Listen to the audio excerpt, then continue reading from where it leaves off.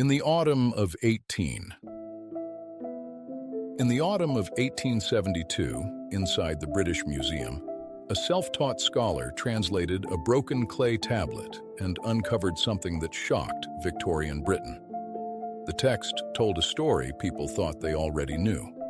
A great flood. A man warned by a god. A massive boat. Birds released to search for dry land. It sounded like Noah's Ark, but this version came from ancient Mesopotamia, and it was far older than the biblical account. The man who decoded it was George Smith, a working-class Londoner with no elite academic background. Before becoming famous, he had worked as a banknote engraver, but he had an extraordinary eye for detail, and that led him to the cuneiform tablets of ancient Nineveh. One day, Smith began reading a damaged tablet, now known as part of Tablet 11 of the Epic of Gilgamesh. What he found was astonishing. The text described a flood survivor named Utnapishtim. It told of a divine warning, a great vessel, and birds sent out one by one after the waters began to fall. To Victorian audiences, this was explosive. It suggested that one of the most famous stories in the Bible had deep roots in a much older Mesopotamian tradition. But the tablet was in poor condition. A thick, whitish deposit covered parts of it, and Smith had to wait while the museum carefully cleaned the surface. The delay was agonizing. When the hidden lines were finally revealed, Smith understood the scale of the discovery. Later accounts say he became so overwhelmed with excitement that he jumped up and rushed around the room in a frenzy. One famous version of the story even says he began taking off his clothes. Whether that detail was embellished or not, his reaction tells us one thing clearly. He knew he had found something historic. On December 3, 1872, George Smith presented his discovery publicly in London. The audience included some of the most powerful figures in Britain. The reaction was immediate. This was not just archaeology. It challenged the assumption that the biblical flood story had appeared in isolation. There was just one problem. The tablet was broken, and a crucial section was missing.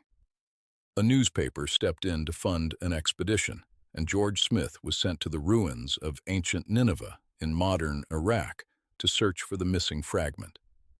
The task was nearly impossible. He had little field experience, no excavation training, and the site was a chaos of broken debris, shattered tablets, and disturbed ruins. It was like searching for a single missing paragraph in a mountain of dust. And yet, against the odds, he found it. In May of 1873, Smith identified the exact fragment that restored part of the missing deluge text. It was one of the most dramatic moments in the history of archaeology. But the story did not begin with Gilgamesh. Scholars later realized that the flood narrative in Gilgamesh had itself been adapted from older Mesopotamian traditions. One of the best-known earlier versions appears in the Epic of Atrahasis. In that account, humans are created to perform labor for the gods.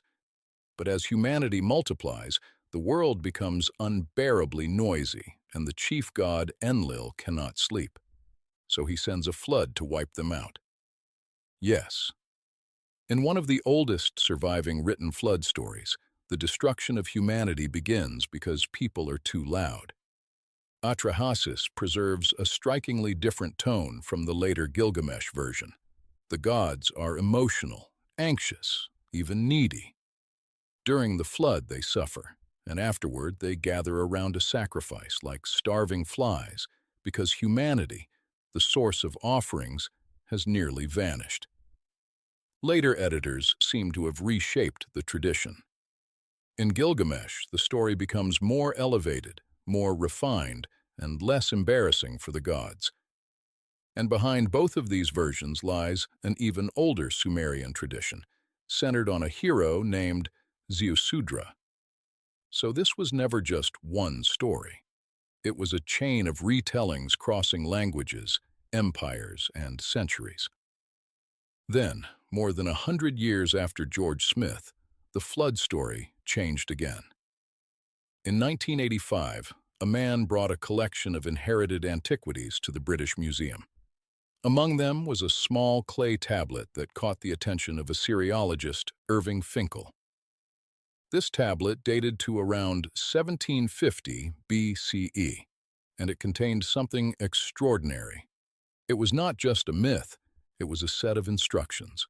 According to Finkel's interpretation, the tablet described how to build the ark, and the design was nothing like the long, narrow vessel shown in later religious art.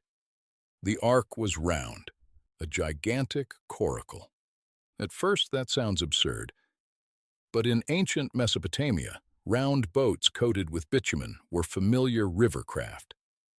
If the goal was simply to survive rising floodwaters, not to steer across an ocean, then a huge, circular vessel makes practical sense. The tablet even gives mathematical details for its construction, including its size and the materials required. And then comes one final detail. In Finkel's reading, the tablet includes the famous image of animals boarding in pairs, 2 by 2, a powerful detail preserved in Mesopotamian tradition long before the biblical version was written. From George Smith's dramatic discovery in 1872 to Irving Finkel's round ark, these shattered clay tablets reveal something profound. The foundational stories of civilization did not appear all at once. They evolved. They moved across languages, across kingdoms, across centuries. And somehow they survived because someone pressed words into wet clay thousands of years ago.